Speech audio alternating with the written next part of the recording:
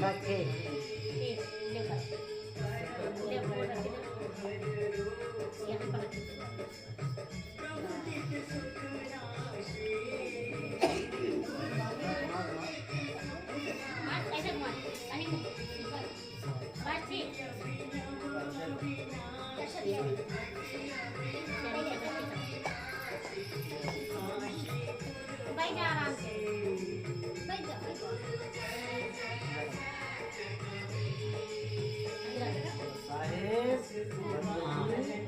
सतना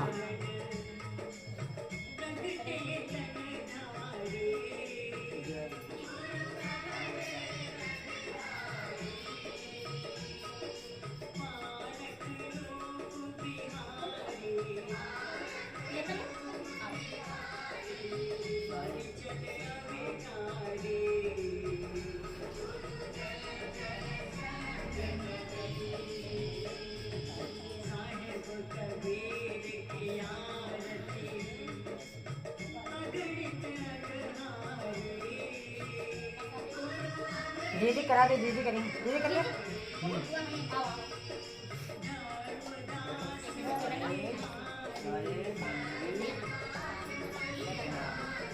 हाथ जोड़ लो।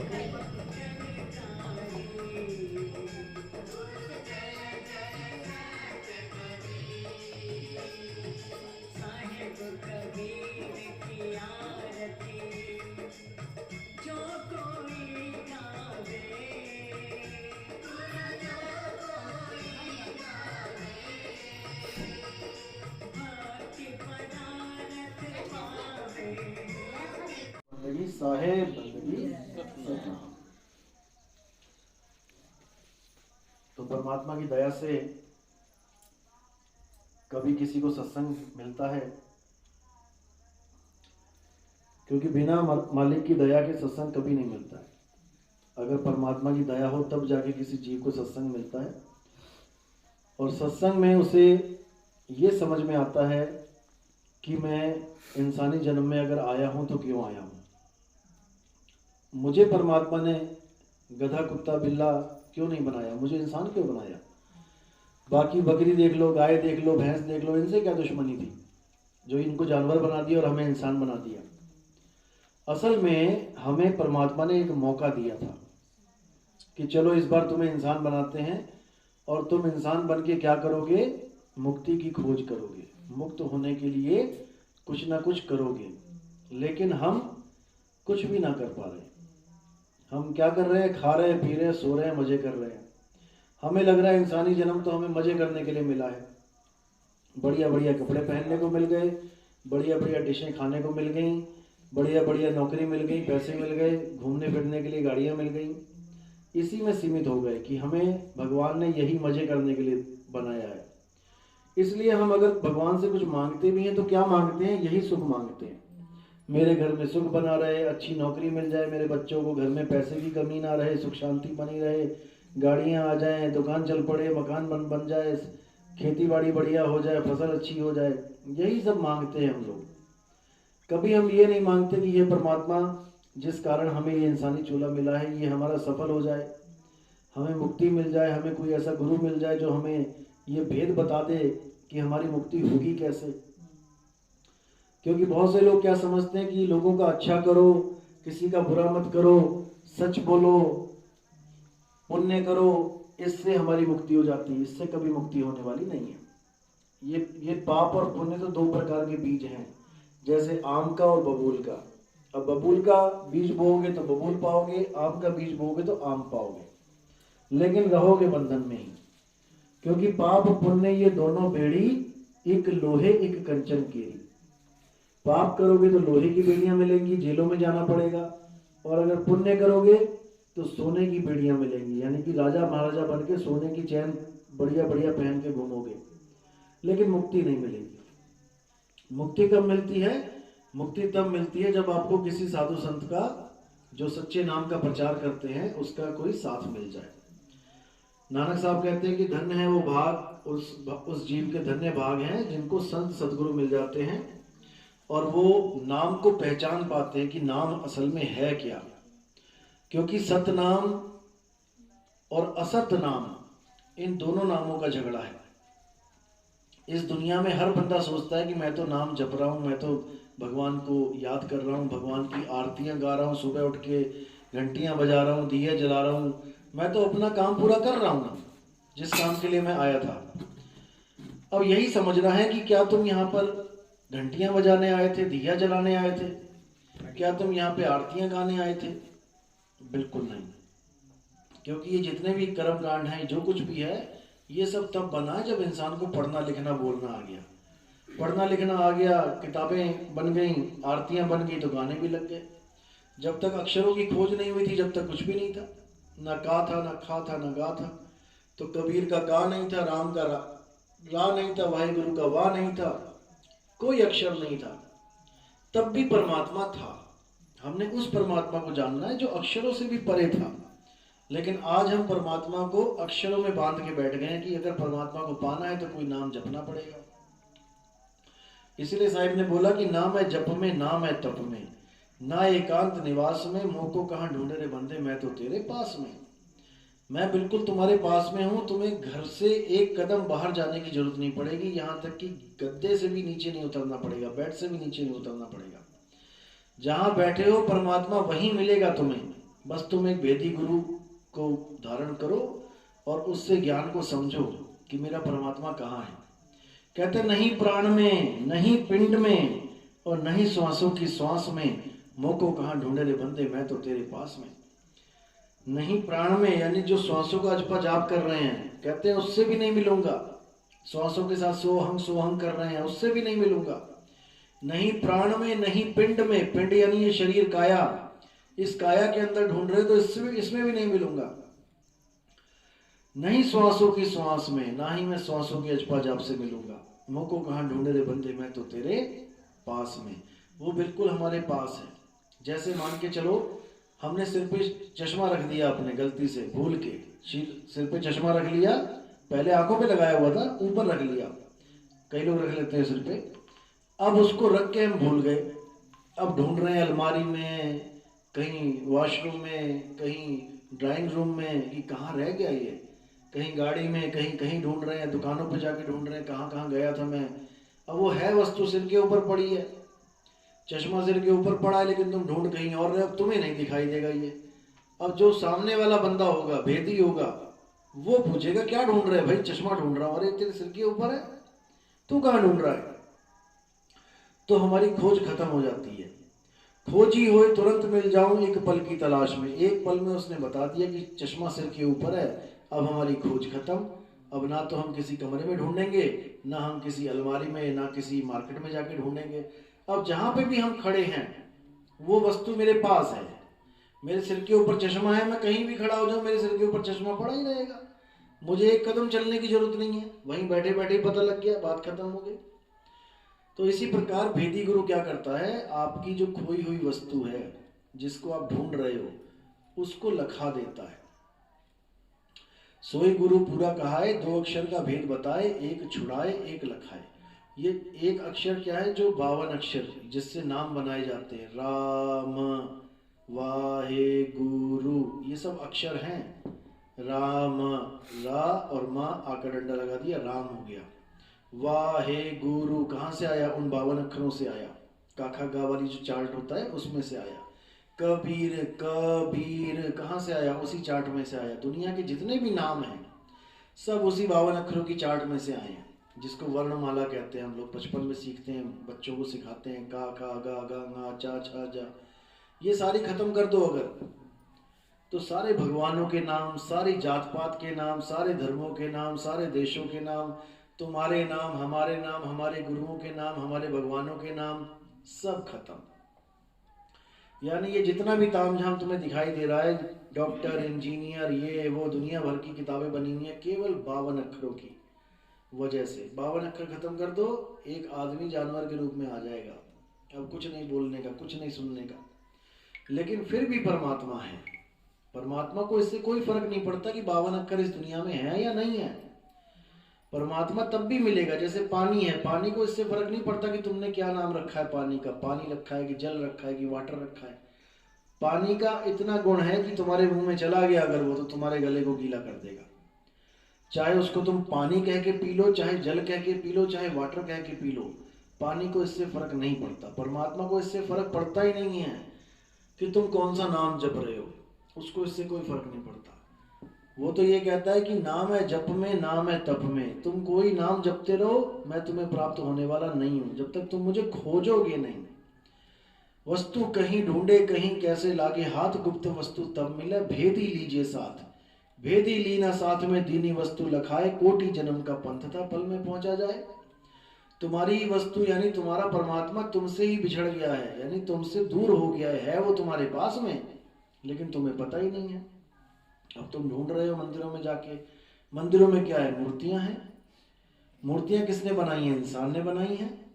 किससे बनाई है? माटी से बनाई है।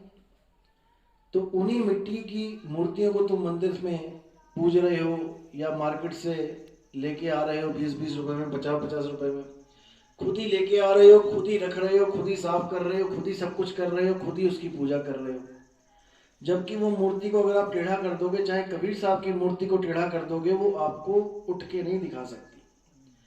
आप किसी की भी मूर्ति को टेढ़ा कर दो और कहो कि सुबह तक उठ जाना भाई, तब करूंगी तेरी पूजा, तो क्या वो उठ जाएगी? सुबह तक नहीं उठेगी। और आपका 6 महीने का बच्चा या साल का बच्चा है, उसको तुम गिरा दो, वो तुम्हारे सामने उठ जाएगा दोबारा, फिर गिरा दो फिर उठ जाएगा, फिर गिरा दो फिर उठ जाएगा। अब वो मूर्ति उठ नहीं पाई, लेकिन वो बच्चा उठ गया। क्या फर्क है दोनों में? क्या कमी है मूर्ति में जो वो उठ नहीं पा रही है? बच्चे में क्या चीज एक्स्ट्रा है? जबकि बच्चे की कोई पूजा नहीं करता, मूर्ति की सारी पूजा कर रहे हैं। मूर्ति भगवान है, बच्चा थोड़ी नहीं भगवान है, लेकिन वो उठ सकता है, मूर्ति नहीं उठ सकती। क्यों नहीं उठ सकती? क्या कारण है इसके पीछे? क्योंकि उस बच्चे में जीवन है, उस बच्चे में जान है, उस बच्चे में प्राण है। अगर वो प्राण बच्चे के निकल गए तो वो बच्चा भी नहीं उठेगा, बच्चा भी नहीं उठेगा, मूर्ति भी नहीं उठेगी, वो दोनों एक से हो जाएंगे। जैसी मिट्टी की मूर्ति वैसे ही मिट्टी। लाश को मिट्टी कहते हैं ना, हम मिट्टी में जा रहे हैं। क्यों कहते हैं मिट्टी? क्योंकि प्राण तो निकल गए, अब क्या बची लास्ट में? मिट्टी। अब वही मूर्ति टेढ़ी पड़ी है, नहीं उठ सकती, वही बच्चा टेढ़ा पड़ा नहीं उठ सकता, अब दोनों बराबर है। लेकिन अगर वो बार बार उठ रहा है तो इसका मतलब कुछ तो है उसमें जो उसको उठा रहा है। वो क्या है? वो है जीवात्मा, ताकत। तो परमात्मा कहाँ है विराजमान? आत्मा में। उस बच्चे में आत्मा है, इसलिए वो बार बार उठ रहा है। उसमें परमात्मा कह सकते हो आप, लेकिन मूर्ति में परमात्मा नहीं कह सकते। समझ रहे हो? इसलिए जड़ यानी मूर्ति जड़ है और चेतन क्या है? आत्मा। जड़ चेतन का करे निवेड़ा और कहें कबीर सो हंस है मेरा। मेरा असली हंस कौन है? जो जड़ और चेतन का निवेड़ा कर दे। कबीर साहब ने क्या बोला? पाथर पूजे हरि मिले तो मैं पूजू पहाड़, और उससे ये चाकी भली जो पीस खाए संसार। पत्थर पूजने से परमात्मा मिलता है तो मैं पहाड़ को पूजूंगा, पहाड़ और बड़ा है पत्थर से, पत्थर तो छोटा सा है, तो छोटा परमात्मा क्यों पूजना, बड़ा वाला पूजते हैं। ऐसे किसी महात्मा को एक बंदे ने कहा कि आप क्यों नहीं मान लेते कि मूर्ति में परमात्मा है, भगवान है, पत्थर में भगवान है? वो कहता है मैं बिल्कुल मानूंगा पत्थर में भगवान है, लेकिन फिर तुझे भी मानना पड़ेगा कि पत्थर में भगवान है। वो कहता मैं तो मानता ही हूं। तो उसने कहा नहीं, मैं उस पत्थर की बात नहीं कर रहा हूं, मैं उस पत्थर की बात कर रहा हूं जिन पत्थरों पे तू चल चल के, सीढ़ियों पे चल चल के इस मूर्ति तक पहुंचा है। वो भी पत्थर थे जो तेरे पैरों के नीचे आ रहे थे, और ये भी पत्थर है जो एक पत्थर की मूर्ति है। फिर मैं दोनों पत्थरों को एक कर दूंगा। फिर ये नहीं कि तू केवल मूर्ति को माने कि उसमें भगवान है पत्थर की मूर्ति में, और सीढ़ियों के पत्थर को कहे कि इसमें भगवान नहीं है। अगर भगवान है फिर दोनों में है, और नहीं है तो फिर एक में नहीं है। तो जैसे हम पत्थरों पे पैर रख के चलते हैं, हम मूर्ति को पैर नहीं लगा सकते। क्यों? क्योंकि हम मान के बैठ गए हैं कि मूर्ति में भगवान है, और जो पत्थर पे हम चल के आए हैं उसमें भगवान नहीं है। जबकि वेद पुराण में क्या कहते हैं कि कण कण में भगवान है। अब जब कण कण में भगवान है, तुम्हारे पैरों के नीचे भी तो कण ही आ रहे हैं, उन्हीं कणों से मूर्ति बना दी गई है, मिट्टी के कणों से। तो कहने का मतलब अगर भगवान को मानना है कण कण में, तो केवल एक मूर्ति में सीमित मत करो उसे, कि तुमने मूर्ति में सीमित कर दिया। फिर वो हर जगह है, इस दीवार में भी है। यही प्रूफ करने के लिए कि दीवार में भगवान होता है, नरसिंह अवतार खंबा फाड़ के निकला था। जब प्रहलाद के पिता ने कहा क्या तेरा भगवान इस खंबे में भी है, उसने कहा बिल्कुल है, क्या बोल अपने भगवान को बाहर आके दिखाए। तब वो खंबा फाड़ के बाहर आए, यही प्रूफ करने के लिए कि मैं हर जगह हूं, केवल मूर्ति में नहीं हूं। अब खंबा फाड़ के वो बाहर आए तो तुम सारे खंभों की पूजा करो, क्योंकि खंबा फाड़ के आए थे वो। तो फिर तो मूर्ति छोड़ो, खंबे की पूजा करो, जहां पे भी खंबा देखो दिया अगरबत्ती लगाओ खंबे को, क्योंकि खंबे में से तो प्रूफ हो चुका है कि भगवान आए हैं। लेकिन तुम खंबे की पूजा नहीं करोगे क्योंकि तुम मानते ही नहीं हो। तुम्हारी बुद्धि, तुम्हारी सोच केवल मूर्ति तक सीमित हो चुकी है, जबकि प्रहलाद की सोच तुमसे बहुत बड़ी थी। प्रहलाद को जब बोला कि इस खंबे में भगवान है, वो भी कह सकता था नहीं, खंबे में नहीं, केवल विष्णु जी की मूर्ति में भगवान है। लेकिन उसने कहा नहीं, ऐसी कोई जगह नहीं जहां भगवान नहीं है। तो उसके विश्वास से भगवान खंबा फाड़ के निकले। तुम भी विश्वास करके देख लो, तुम नहीं करोगे क्योंकि तुम्हारी बुद्धि छोटी है, सीमित है, और वो बड़ी आप करना भी नहीं चाहते, आप मूर्ति तक ही सीमित रहना चाहते। तो कहने का मतलब यही है कि जब हम कहते हैं कि हाँ हम गाय की हत्या नहीं करेंगे, गाय पूजनीय है, क्यों? क्योंकि कृष्ण जी के पास गाय थी, वो गाय चराते थे, शंकर जी के पास बैल था, हम गौवंश की हत्या नहीं करेंगे। अरे उनके पास तो गाय बैल थे, लेकिन विष्णु जी ने तो अवतार लिया था मछली का, वो तो स्वयं मछली थे, तुम मछली को खाते हो। उन्होंने सुअर, जंगली सुअर का अवतार लिया, तुम जंगली सुअर क्यों खाते हो भाई? उन्होंने कछुए का अवतार लिया, तुम कछुआ क्यों खाते हो? कुछ नहीं छोड़ते। लेकिन गाय के ऊपर पूरी पॉलिटिक्स हो जाएगी कि नहीं, गाय हत्या नहीं करनी। अरे मछली की हत्या क्यों करते हो? वो तो विष्णु जी का रूप है, गाय के रूप में कोई देवी देवता तो नहीं आया, विष्णु जी तो मछली के रूप में आए, मत खाओ उसको। तो कहने का मतलब हमारी बुद्धि केवल वहीं तक चल रही है जहां तक हम चलाना चाहते हैं, या जहां तक हमारी बुद्धि किसी और ने पकड़ रखी है, चला रहे हैं। अपनी बुद्धि को असीमित नहीं करना चाहते, हम सीमित करके रख दिया हमने कि बस इतने में ही खुश हैं। जबकि परमात्मा असीमित है, परमात्मा अनंत है, परमात्मा किसी जात भेद मजहब में नहीं आता, वरना सारे हिंदू जी रहे होते और मुसलमान मर गए होते। अगर भगवान राम हिंदुओं से प्रेम कर रहे होते और मुसलमानों से नफरत कर रहे होते, जैसे हिंदू नफरत करते हैं मुसलमानों से, कट्टर हिंदूवादी, तो सारे हिंदू जीवित होते और मुसलमान मर गए होते। अगर अल्लाह हिंदुओं से नफरत कर रहा होता जैसे मुसलमान करते हैं कट्टरवादी, तो सारे मुसलमान जीवित होते और सारे हिंदू मर गए होते। ऐसे ही गॉड और वाहेगुरु भी अपने अपने धर्म वालों को बचा के बाकी सबको मार चुके होते, लेकिन एक ही है वो पिता, किसको मारेगा? ये तो हम बच्चे लड़ रहे हैं उसके नाम पे कि मेरा राम बड़ा, मेरा अल्लाह बड़ा, मेरा गॉड बड़ा, मेरा वाहेगुरु बड़ा, जबकि वो एक ही ताकत है, वो एक ही ताकत है जो सबको चला रहा है। लेकिन हम उस ताकत को नहीं जान रहे हैं, हम केवल अपने अक्षरों के पीछे पड़े हैं कि रा और माँ ये बड़ा है, वो कहता नहीं ये नहीं, अल्लाह बड़ा है, वो कहता ये भी छोड़ो, वाहे गुरु बड़ा है। यानी अक्षरों के पीछे लड़ाई है, ताकत एक ही है। ये पानी बड़ा है, ये पीने वाली चीज बड़ी है, लेकिन इसके नामों के पीछे झगड़ा है। नहीं, पानी बड़ा नहीं है, जल बड़ा है, जल नहीं वाटर बड़ा है, वाटर नहीं तो ये बड़ा है। इसी में झगड़ा कर करके जीवन बर्बाद कर रहे हैं। अब करना क्या है? ये सारा झगड़ा कब खत्म होगा? जब आपको एक वेदी गुरु मिल जाएगा जो आपको बता देगा कि बेटा नाम जपने से कुछ नहीं मिलता, वस्तु की खोज कर। पानी तेरा गला गीला कर सकता है, पानी का नाम तेरा गला और सुखा देगा।